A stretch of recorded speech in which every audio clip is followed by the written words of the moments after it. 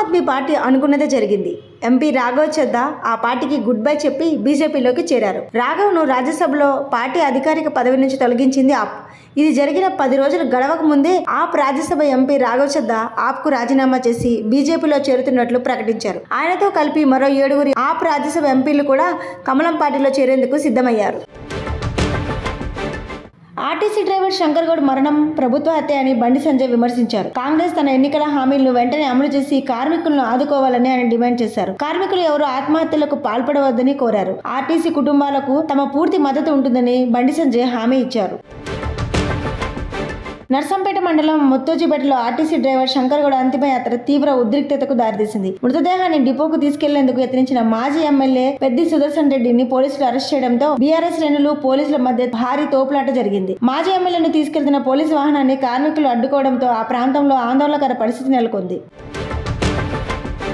AP మద్యం కుంభకోణంలో భారీగా అక్రమ నగదు బదిలీ జరిగినట్లు ఈడీ గుర్తించింది. తిరుపతి, హైదరాబాద్, విజయవాడ నగరాల్లో ఏకకాలంలో తనిఖీలు చేపట్టారు. చెవిరెడ్డి భాస్కర్ రెడ్డి నివాసంతో పాటు పలువురు నిందితుల ఇళ్లలో సోదాలు జరిగాయి. షెల్ కంపెనీల ద్వారా 1000 కోట్ల ముడుపులు మళ్లినట్లు అధికారులు అనుమానిస్తున్నారు. ఆయిల్ కంపెనీలు సరఫరా తగ్గించడంతో ఆంధ్రప్రదేశ్లో డీజిల్ కొరత ఏర్పడింది. క్రెడిట్ సౌకర్యం రద్దు కావడంతో పెట్రోల్ బంకులు మూతపడుతున్నాయి. దీనివల్ల గోదావరి జిల్లాలో వరి కోతలు నిలిచిపోయాయి. ఆక్వా రైతులు కూడా ఇంధనం దొరక్క తీవ్ర ఇబ్బందులు పడుతున్నారు. బెంగాల్ తొలి విడత ఎన్నికల్లో బీజేపీకి 110 సీట్లు వస్తాయని అమిత్ షా ధీమా వ్యక్తం చేశారు. మమతా బెనర్జీ ఓటమి ఖాయమని ఆయన స్పష్టం చేశారు. వచ్చే సీఎం బీజేపీ కార్యకర్త అవుతారని ఆయన చెప్పారు. రాష్ట్రంలో హింస లేని పోలింగ్ జరగడం గొప్ప మార్పు అన్నారు అమిత్ షా. 7 నెలల గర్భాన్ని తొలగించుకునేందుకు 15 ఏళ్ల బాలికకు అనుమతిస్తూ సుప్రీంకోర్టు కీలక వ్యాఖ్యలు చేసింది. ఇష్టం లేకుండా గర్భం కొనసాగించాలని ఒక మహిళను, మరీ ముఖ్యంగా బాలికలను బలవంతం చేయలేమని అత్యున్నత న్యాయస్థానం పేర్కొంది. అలా బలవంతం చేసే హక్కు ఏ న్యాయస్థానానికి లేదని సుప్రీంకోర్టు స్పష్టం చేసింది. ఇరాన్తో యుద్ధంలో అణ్వాయుధాలు వాడే ఉద్దేశం లేదని ట్రంప్ చెప్పారు. మామూలు యుద్ధంతోనే ఆ దేశాన్ని నాశనం చేశామని ఆయన వ్యాఖ్యానించారు. అణ్వాయుధాల తయారీని ఎట్టి పరిస్థితుల్లోనూ అనుమతించబోమని ఆయన తెలిపారు. త్వరగా చర్చలకు వచ్చి ఒప్పందం చేసుకోవాలని ఇరాన్ను హెచ్చరించారు ట్రంప్.